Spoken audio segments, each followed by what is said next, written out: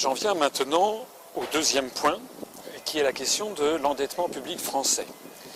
Comme je l'ai rappelé tout à l'heure, la France avait un endettement public État plus collectivité locale de 1218 milliards d'euros au 1er janvier 2007. Au premier trimestre 2011, la France a désormais un endettement de l'ordre de 1648 milliards d'euros. Ça veut donc dire que l'endettement public français s'est accru sous la présidence de M. Sarkozy de 35%. L'endettement public français augmente actuellement de 230 millions d'euros par jour, c'est-à-dire de 3 000 euros par seconde. C'est-à-dire qu'au moment même où je parle, notre endettement public augmente 3 000, 6 000, 9 000, 12 000, 15 000, 18 000, 21 000. Voilà comment ça marche. Alors, je remarque que M. Sarkozy s'était fait élire en 2007 sur le thème « Attention, attention, me voici, on va réduire la dette publique ». Non seulement il ne l'a pas réduite, mais donc il l'a fait augmenter de l'ordre de 9% en volume par année de présidence. Alors bien sûr, on va me dire « oui, mais il y a eu la crise des subprimes, etc. » La question quand même que tout le monde devrait se poser, en France comme d'ailleurs dans l'ensemble du monde occidental, c'est d'où vient cet endettement, et cet endettement qui à l'évidence échappe à tout contrôle.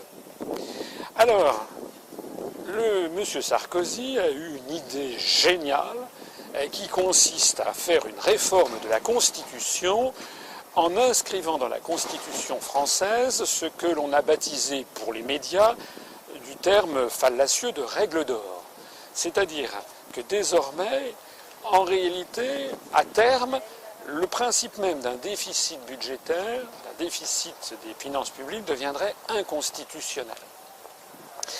Alors quel est le sentiment que j'ai sur cette question? Mon sentiment, c'est que cette règle est absurde, puisque de toute façon, elle préjuge de l'avenir. On n'a jamais vu un État ne pas faire de déficit à un moment ou à un autre de son histoire. On ne peut pas inscrire dans une constitution un principe de cette nature, puisque ce serait de façon certaine la nécessité de le violer. Imaginons par exemple, ce que personne ne dit dans les médias, que cette règle d'or ait existé en 2007, au moment où M. Sarkozy serait arrivé à la tête de l'État. Comment aurait-on fait? Comment aurait-on fait? Comme aurait fait M. Sarkozy lui-même, qui a été obligé d'augmenter la dette publique de 35%. S'il ne l'avait pas fait, nous serions certainement entrés dans une récession catastrophique. Donc, on ne doit pas édicter des verrous pour l'avenir. Quand je dis ça, je ne dis pas, bien entendu, qu'il faut avoir une gestion, comment dirais-je, dépensière de tous les deniers publics. Mais on ne doit pas s'interdire, par principe, de faire du déficit, parce que nous savons que nous ne pourrons pas le tenir.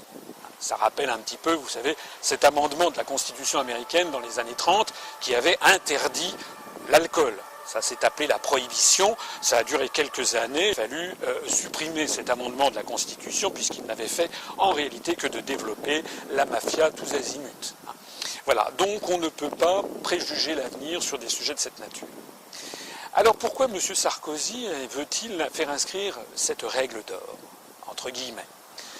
Les médias ont dit c'est pour piéger les socialistes, parce qu'effectivement les Français ont peur de l'endettement public, ils ont d'ailleurs raison d'être craintifs, ou du moins de ne pas apprécier cet endettement public, et donc M. Sarkozy, disent les journaux, piège les socialistes, parce que les socialistes vont être obligés de voter la Constitution, cette réforme constitutionnelle, alors que le PS justement a dit que non. Bon, alors ça c'est de la politique, c'est de la petite politicaillerie, sans aucun intérêt.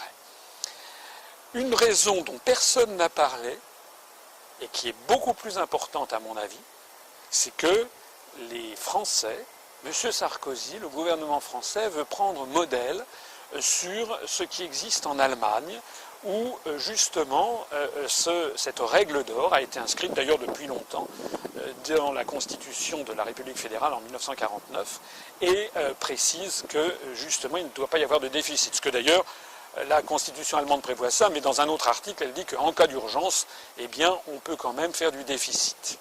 Alors la grande question, c'est pourquoi est-ce que la France veut imiter l'Allemagne? Ça renvoie à mon point numéro 3.